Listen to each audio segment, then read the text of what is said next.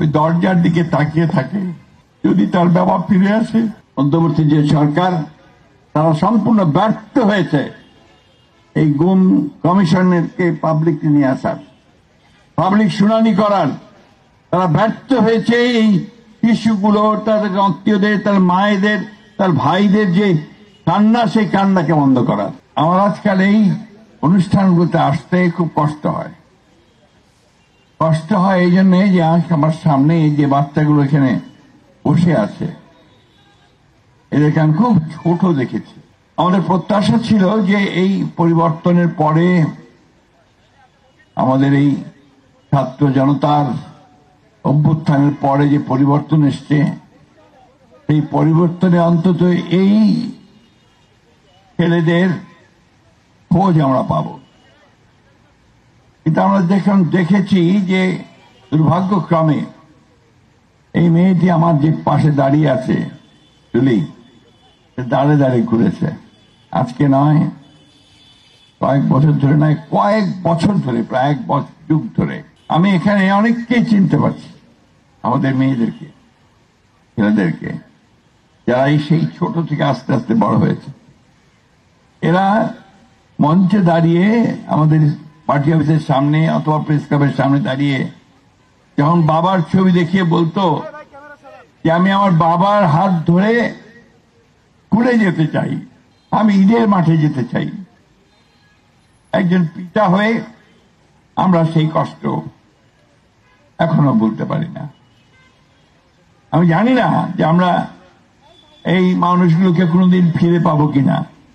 আমরা জানি না এই শিশুদেরকে তাদের পিতাকে আবার ফিরে দিতে পারবো কিনা। ওই যে ইলিয়াস আলীর ছবি এখানে সামনে টাঙানো আছে, ইলিয়াস আলী গুম হয়ে যাওয়ার পরে তার বাসায় যখন গেলাম, তখন তার মেয়েটির বয়স মাত্র 6। সে ভয়ে, কষ্টে, দুঃখে আমাদের সামনে আসছিল না। এবং তার পরের বছর যখন আবার গেলাম সে একই দিনে, তখনও দেখলাম তার মা বলছে যে আমার মেয়েটা এখনো ওই দরজার দিকে তাকিয়ে থাকে যদি তার বাবা ফিরে আসে। আসে না,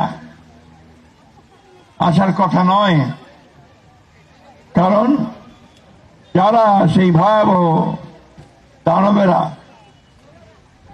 যারা সেদিন তাদেরকে গুম করে নিয়ে গিয়েছিল, তারা তাদেরকে হত্যাই করেছে অথবা তাদেরকে লুকিয়ে ফেলেছে, শেষ করে ফেলেছে। যে কথা তুলি এক্ষুন বললে যে আমরা সেই আয়না ঘরের দেয়ালে তাদের আঁচড় দেখতে চাই, চিহ্নটা দেখতে চাই। এই যে টুলির মা এখানে বসে আছেন, আমি অনেকবার তাদের বাসায় গেছি, তিনি বারবার ওই একটা কথাই জিজ্ঞেস করেছেন, আমার সুমন কোথায়। মুন্নার মায়ের বাড়িতে আমি গেছি, প্রায় যাই।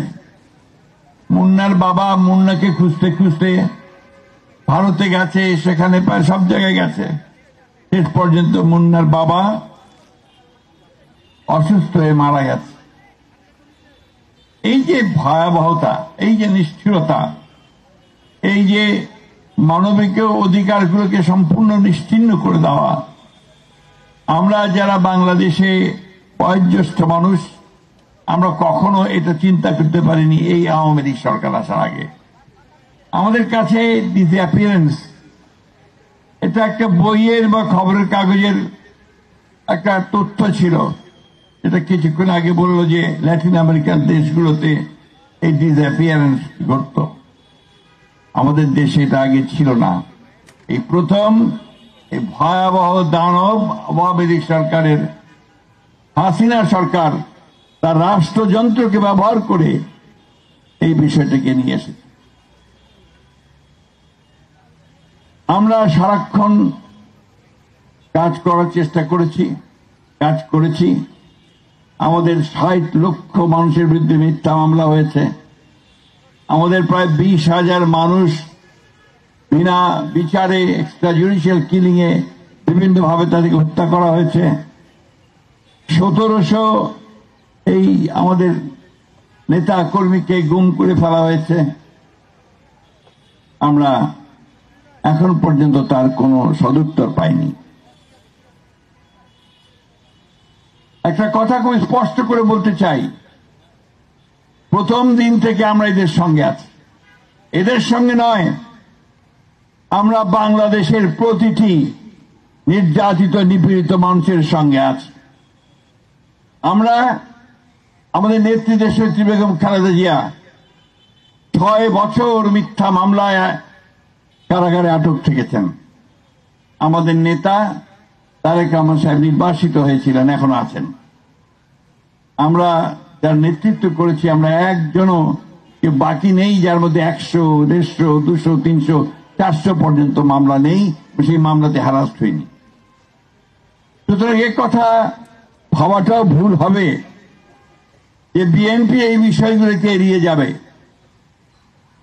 বিএনপি নির্বাচন অবশ্যই চায়, সেই নির্বাচন চায় এই বিচারকে নিশ্চিত করার জন্য, বিচারগুলোকে ত্বরান্বিত করার জন্য। আমি খুব পরিষ্কার ভাষায় বলতে চাই, এই আমাদের যে ইন্টারিম যে গভর্নমেন্ট, মধ্যবর্তী যে সরকার, তারা সম্পূর্ণ ব্যর্থ হয়েছে এই গুম কমিশনকে পাবলিক নিয়ে আসার, পাবলিক শুনানি করার। তারা ব্যর্থ হয়েছে এই শিশুগুলো, তাদের আত্মীয়দের, তার মায়েদের, তার ভাইদের যে কান্না, সেই কান্নাকে বন্ধ করার। এটার জন্য তাদেরকে অবশ্যই জবাবদিহি করতেই হবে, কারণ এটা আমাদের একটা দাবি ছিল যে এগুলো বিচার করতে হবে।